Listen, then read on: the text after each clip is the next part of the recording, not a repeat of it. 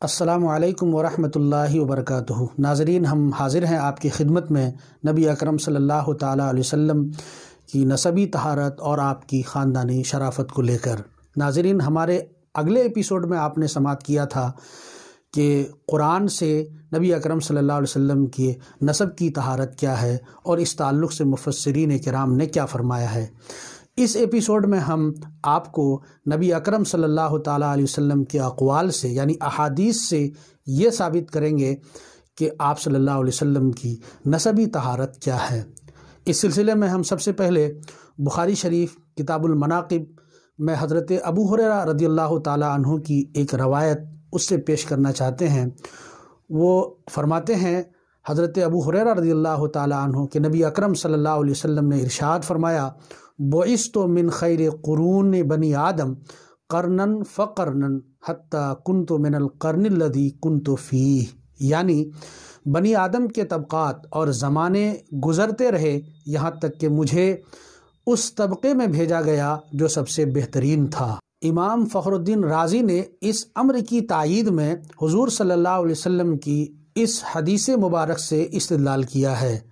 فرماتے ہیں، لم ازل انقل من اسلاب الطاہرین الی ارحام الطاہرات، یعنی میں ہمیشہ بلا انقطاع پاک صلبوں سے پاک رحموں کی طرف منتقل ہوتا ہوا آیا ہوں۔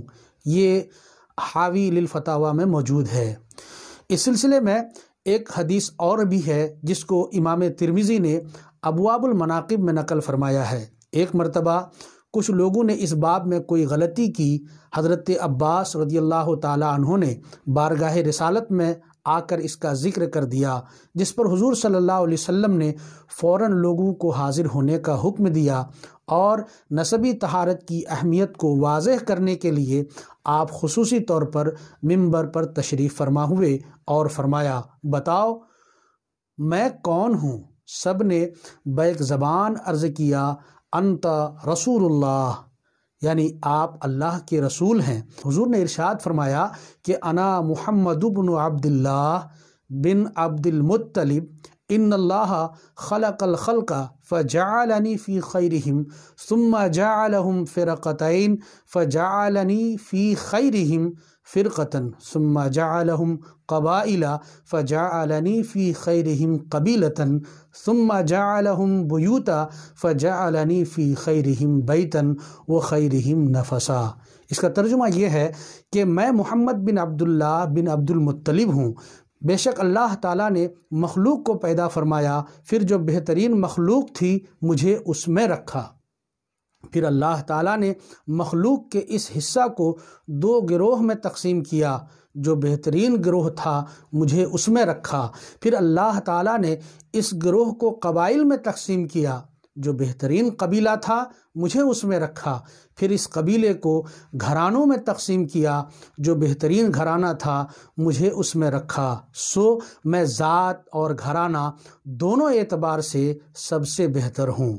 حضرت عبداللہ ابن عباس رضی اللہ تعالیٰ عنہما سے مروی ہے کہ رسول اللہ صلی اللہ علیہ وسلم نے اس موقع پر لوگوں کو اپنا نسب مبارک بیان کرنے کا حکم فرمایا اور ارشاد فرمایا کہ ان لوگوں کا حشر کیا ہوگا جو میرے نسب اور اصل میں طعن کرتے ہیں۔ پھر آپ نے ارشاد فرمایا، فواللہ انی لافضلہم اصلا وخیرہم موضعا، خدا کی قسم میں ان سب سے اپنی اصل اور نسب اور اپنے مقام و منصب ہر دو اعتبار سے افضل ہوں۔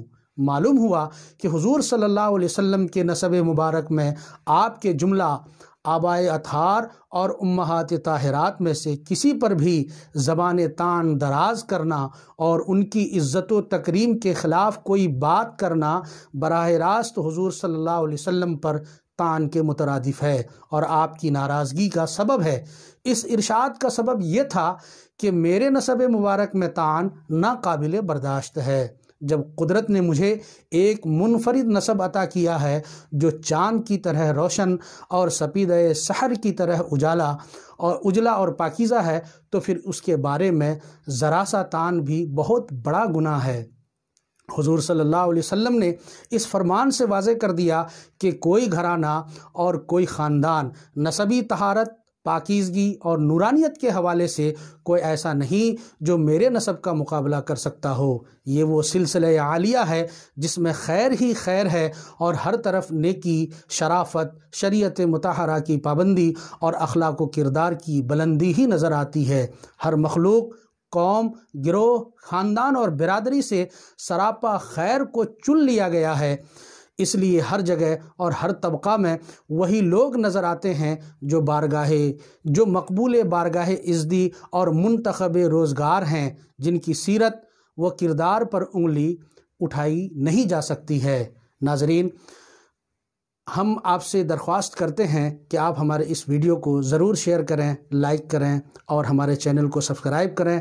ہم پھر اگلے ایپیسوڈ میں آپ کے سامنے ایک حدیث پاک لے کر حاضر ہوں گے، پھر اس پر ہمارا تبصرہ ہوگا۔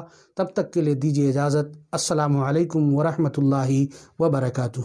اللهم صل على سيدنا ومولانا محمد، اللهم صل على سيدنا ومولانا محمد، اللهم صل على سيدنا ومولانا محمد۔